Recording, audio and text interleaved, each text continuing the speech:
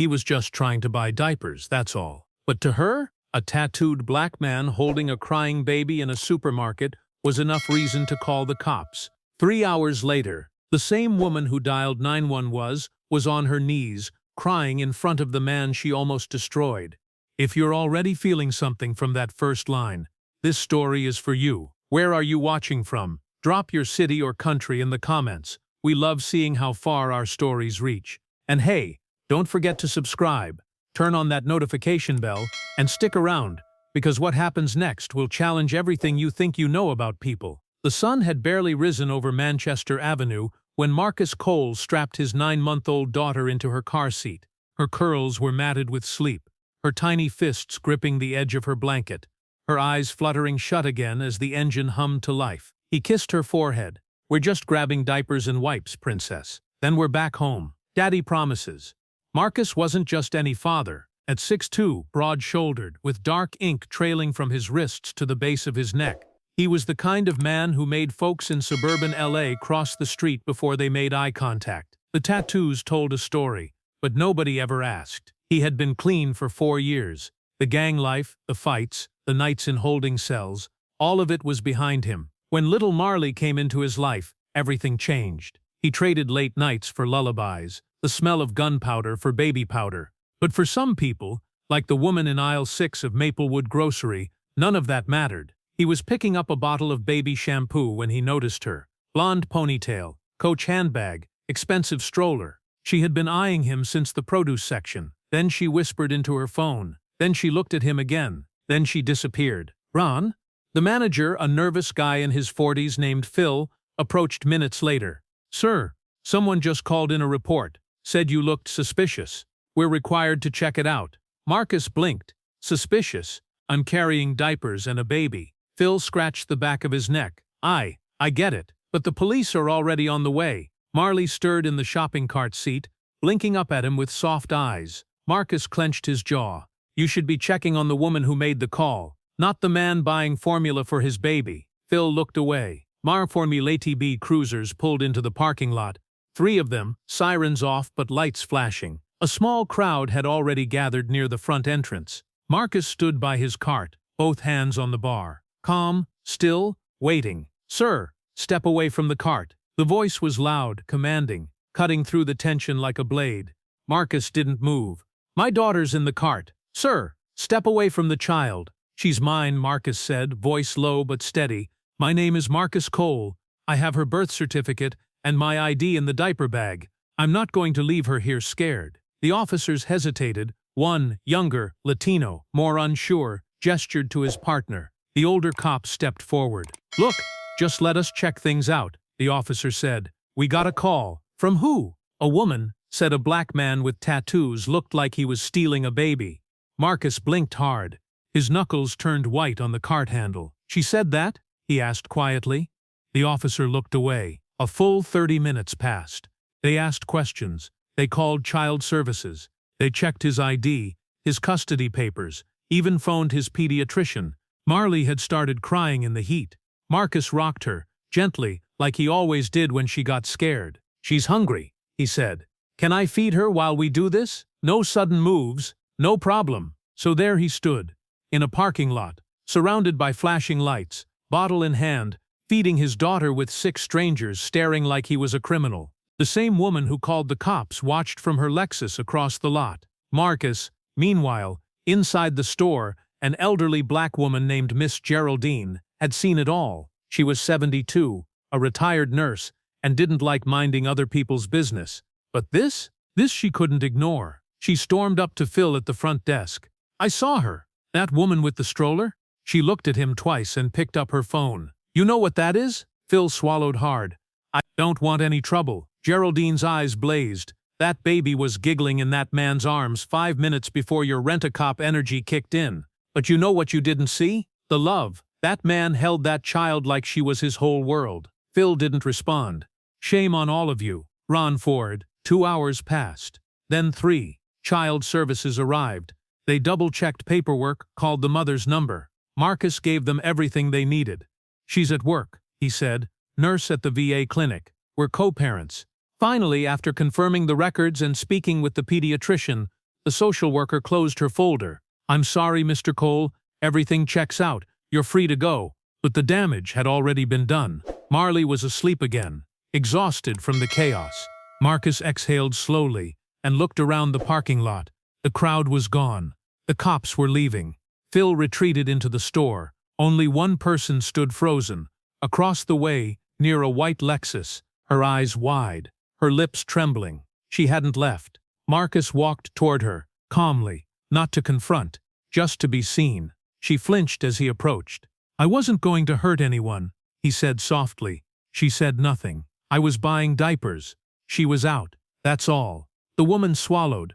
I just, Marcus nodded slowly. "You saw my tattoos. You saw my skin. You didn't see my heart." A tear slid down her cheek. Marcus turned to leave, and that's when it happened. Ron crash. Screams. A scream cut through the air like a whip, from the parking lot behind the store. "Help! Somebody please help!" Marcus spun. So did everyone else. A little boy, maybe 4 years old, was trapped beneath a shopping cart that had rolled off the curb and flipped onto the concrete. The same woman gasped. That's my son." She ran, heels clicking, sobs rising, but froze again when she saw the child's leg pinned awkwardly. Blood. Marcus dropped the bag. He was already running. Ron Kraft. He didn't hesitate. He lifted the cart with both arms, gently moved the child, whispered softly to him. "It's okay, little man. Stay still. Just breathe. I got you." The boy was shaking, crying. His arm was scraped raw. His lip was bleeding. Marcus pressed his hands against the wounds. "We need first aid. Phil, get a kit." The boy's mother dropped to her knees, gasping for air. I didn't know." Marcus looked at her. This time, no anger, just tired eyes. "See my heart now?" The parking lot was silent, except for the soft cries of the injured child and the distant squeak of cartwheels swaying in the breeze. Marcus kept pressure on the boy's bleeding knee with one hand, while cradling the child's head with the other. His forearm tattoos, bold and black against his skin, looked like armor as they shielded the small body. The boy clung to him, not his mother, but the stranger, the same stranger she had feared. Phil finally rushed outside with a dusty first aid kit, his face pale and sweaty. Here, this is all I've got." Marcus nodded. "Open the wipes, clean the wound, I'll keep him steady." Phil did as he was told, hands trembling.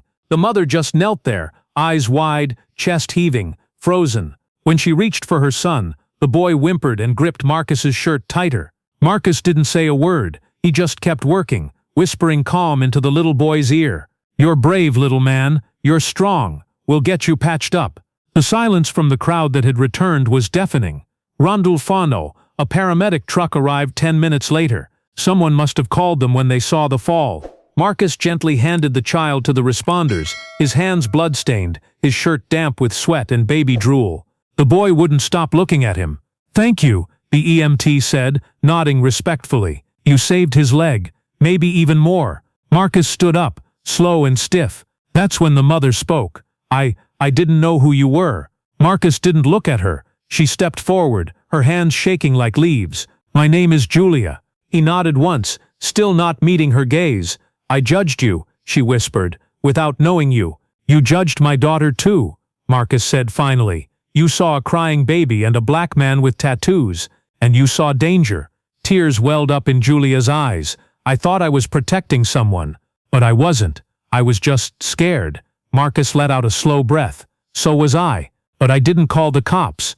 Later that day, Marcus sat on the apartment balcony, Marley asleep on his chest, her tiny fist curled against his heartbeat. He stared at the skyline, the colors of dusk blending into the concrete. He hadn't told Marley's mom yet what happened. He didn't know how. He didn't even know how to explain to himself that this wasn't new. This wasn't a one-off. This was America, and he was exhausted. Marcus morning, he received a message from an unknown number. "Hi, it's Julia. I got your number from Phil. I hope that's okay. I'd like to talk in person, please." He stared at the screen for a long while before replying, "Bring coffee. Black. 1 sugar." They met at a small park not far from where everything had unfolded. Julia was wearing jeans and a hoodie. No makeup, no stroller, no performance. She brought the coffee, and she brought a notebook. Marcus raised an eyebrow as she sat down. She placed the notebook between them. I didn't sleep. I wrote everything down. What I did, what I thought, what I felt when you ran toward my son instead of away. Marcus took a sip of coffee but didn't touch the notebook. I know I can't undo it, she said, but I need to understand it. I need to understand you, who you are. He sighed and looked out at the trees. What do you want to know?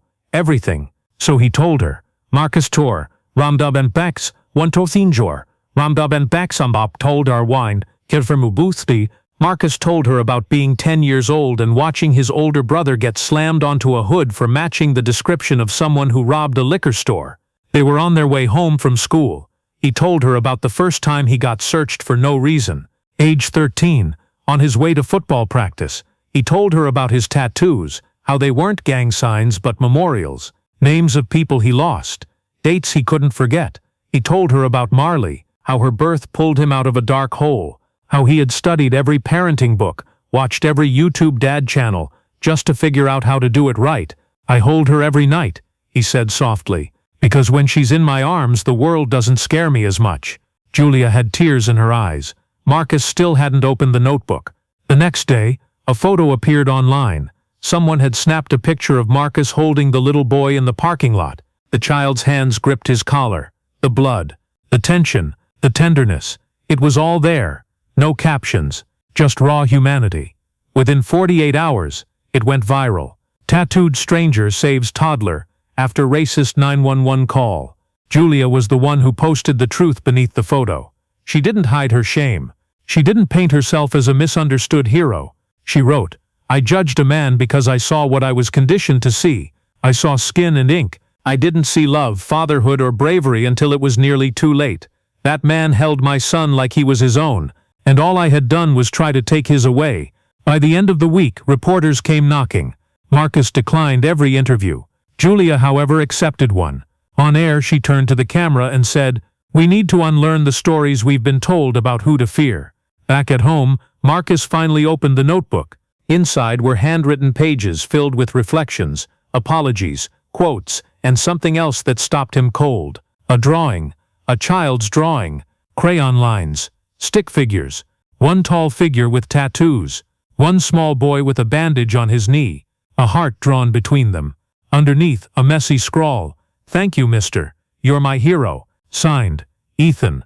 Robbins put the notebook down. His eyes filled. Marley crawled into his lap and looked up. Story, Daddy? He nodded slowly. Yeah, baby girl. I got one. A week after the photo went viral, Marcus couldn't even walk through the grocery store without being recognized. People whispered. Some smiled in awe. Others just nodded and said, thank you. But Marcus didn't want fame.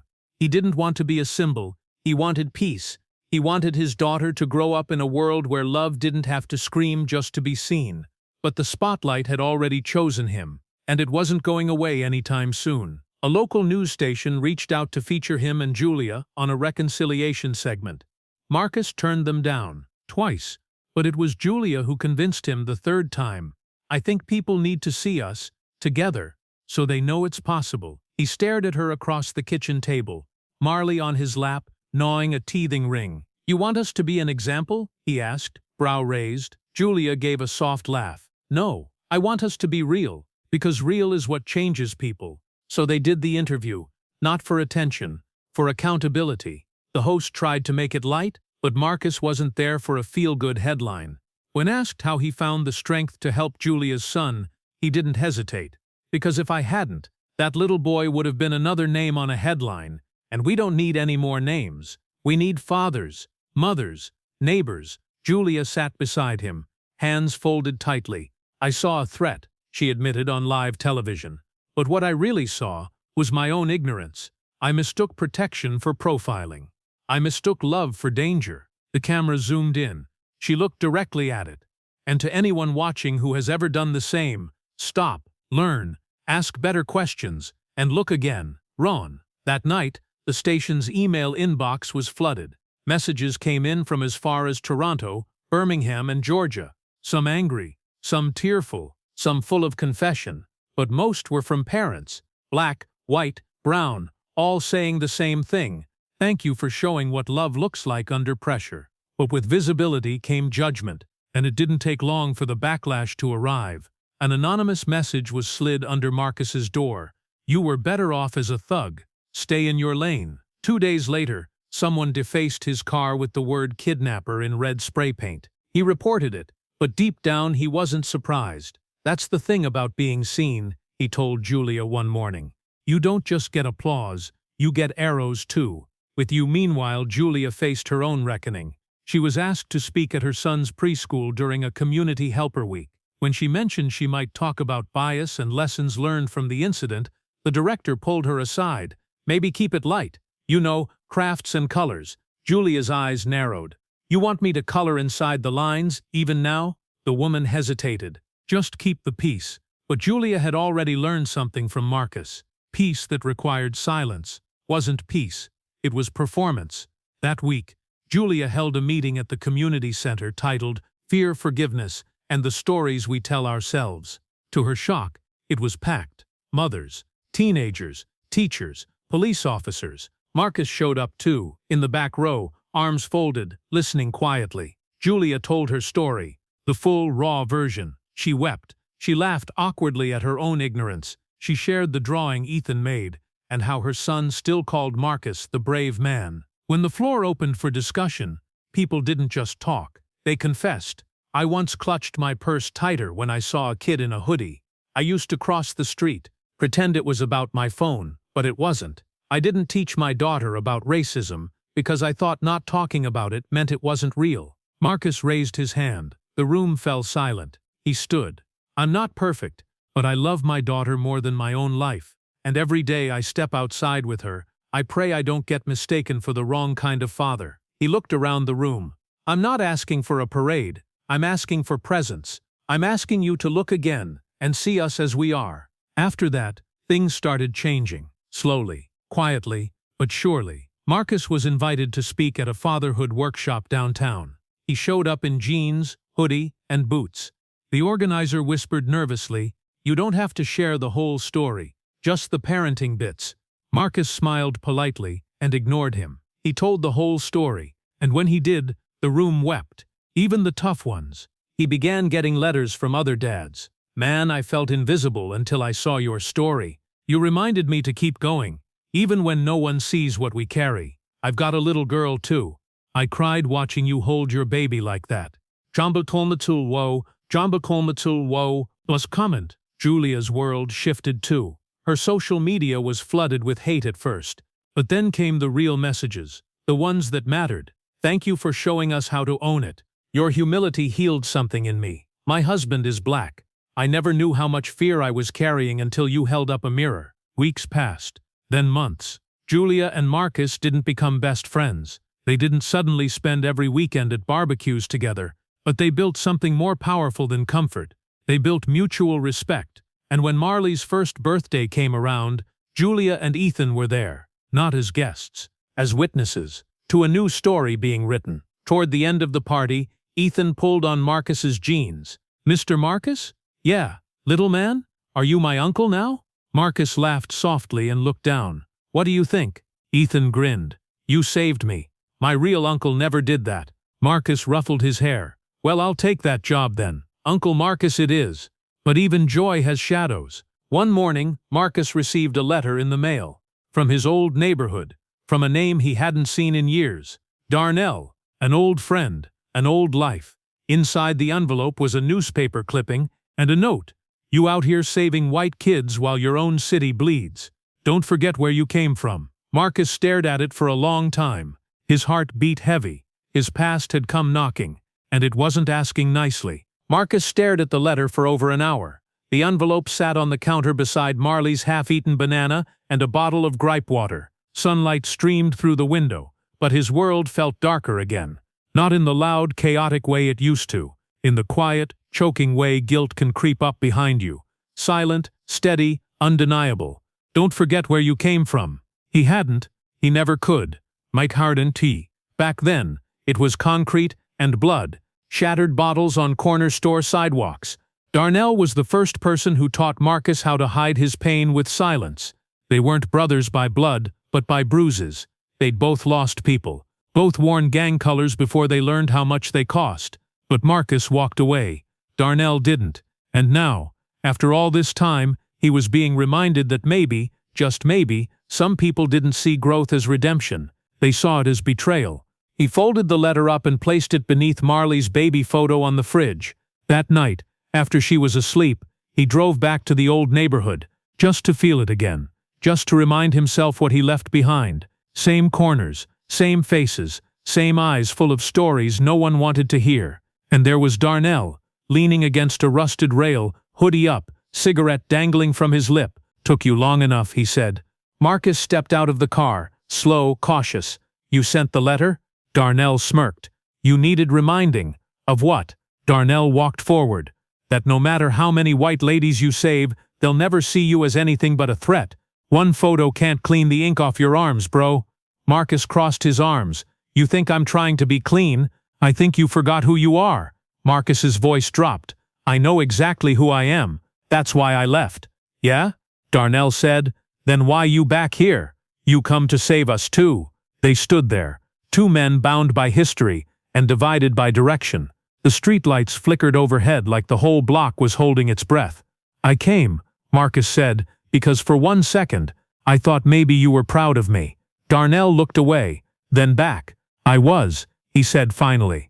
"But then I saw the comments, the headlines. They said you were different, that you're not like the others." He spat. "Like the rest of us are animals." Marcus sighed. "You know that ain't what I wanted, but it's what they gave you, and you didn't stop them." The silence between them stretched out like a street with no end. Then Darnell stepped forward. "They started a mentorship program here. Kids with nothing. Boys like we were. They need somebody who walked both roads. You want me to help? I want you to show up. Not as a savior, as proof." Marcus didn't respond. Not right away. He looked around. The graffiti, the broken windows, the sounds of sirens too far away to matter. "Okay," he said. "I'll come back. For them." Darnell nodded once. "Then maybe I'll finally forgive you for leaving." Marcus showed up every Friday. Just like he said, he sat in folding chairs with boys who didn't know how to cry, who only spoke in code, who flinched when the door opened too fast, and he told them the truth, about pain, about fear, about what it means to father a child while the world still sees you as a weapon. He didn't sugarcoat it, didn't try to inspire them with false hope. He just sat, and listened, and showed up again, week after week. Marcus Tovres R. Back home, things were changing too. Julia had been invited to speak at a national parenting conference. At first she declined, but then she thought of Ethan, and how he now asked to draw pictures of Marcus almost weekly. So she stood on stage, heart-pounding, and told the world, "You can teach your child math and reading, but if you don't teach them how to see beyond color, beyond ink, beyond bias, then you haven't really educated them at all." But because she was finally brave. But peace has a way of attracting storms. One Saturday morning, Marcus received a knock on his door. It was two detectives. "Mr. Cole? Yos. We received an anonymous tip that you're operating an unlicensed mentorship program in a high-risk neighborhood." Marcus blinked. "It's a volunteer program, through the community center. Been running 10 years. The taller detective narrowed his eyes. "We'll still need to see records, IDs, verify that no minors are in unsafe contact with criminal history individuals." Marcus's jaw clenched. "Are you saying I'm a danger?" "We're saying we're following up." The next week, the community center board received pressure to remove Marcus as a mentor, due to his past, even though his record was clean. Julia was furious. "They're trying to erase the very person who's doing the work," she said. Marcus stayed calm. "I knew the day would come when someone tried to take it away, but what they don't get is I already gave it away. I gave myself to these kids, and they've already seen me. The truth is alive in them now." Rithi Wall. The board held a vote, and lost. By a landslide.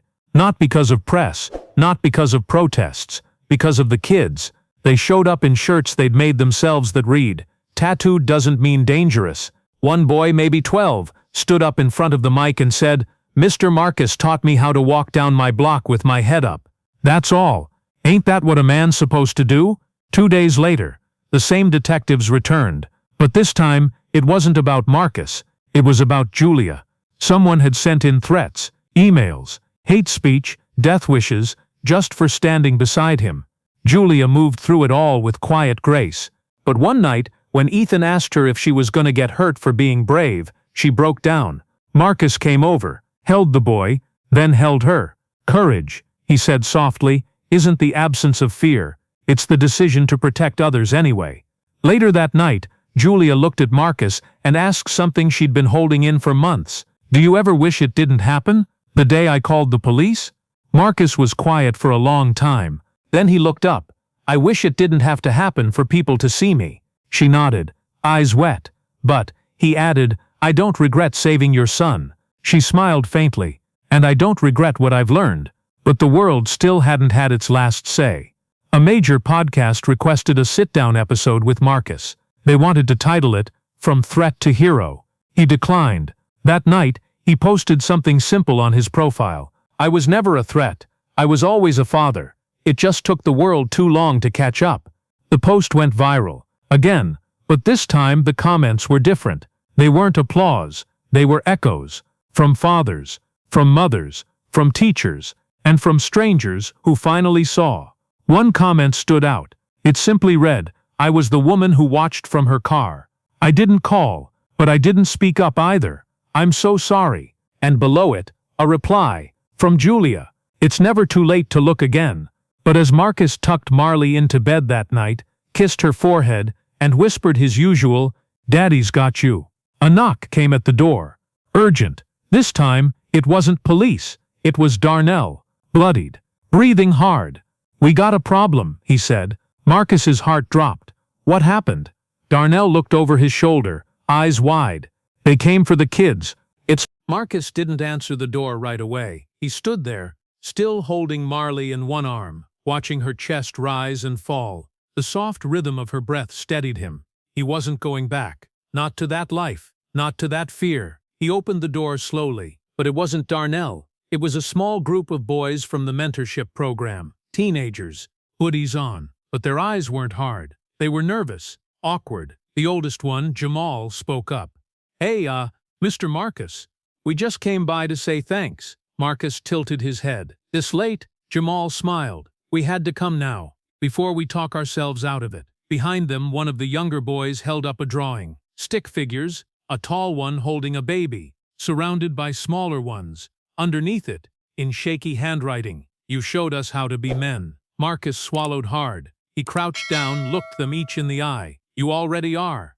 The next morning, Marcus stood on the same supermarket sidewalk where it all began. Same store, same cart, but this time, he wasn't alone. Julia stood on one side, Ethan holding her hand. On the other side, Miss Geraldine, cane in hand, beaming with pride. And behind them, a line of neighbors. Black, white, Latino, parents, children, teachers, community leaders, holding signs, smiling, not protesting, celebrating. The store had invited Marcus back to speak for their newly launched Fathers in Focus program, a community initiative inspired by what happened.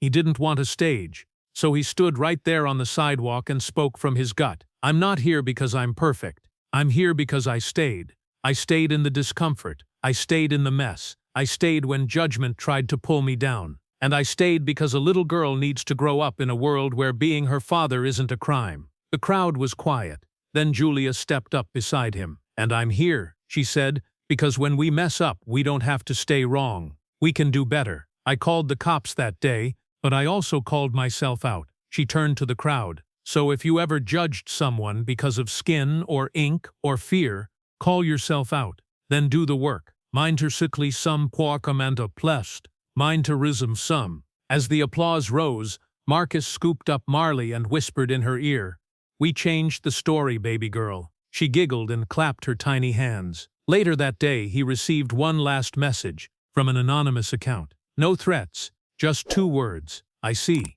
Some stories don't need heroes in capes. They need fathers who show up, mothers who listen, neighbors who grow, and strangers who change." Marcus was never trying to be seen. He was just trying to protect his daughter. But in doing so, he made the world look again. And this time, they saw the truth. Math. If this story moved you, leave a comment and tell us where you're watching from. Have you ever judged someone before knowing their story? What would you do differently now? Don't forget to like, subscribe, and hit the notification bell. We've got more stories that'll make you feel, reflect, and maybe even change the way you see the world. Until next time, keep your heart open, and always, always, look again.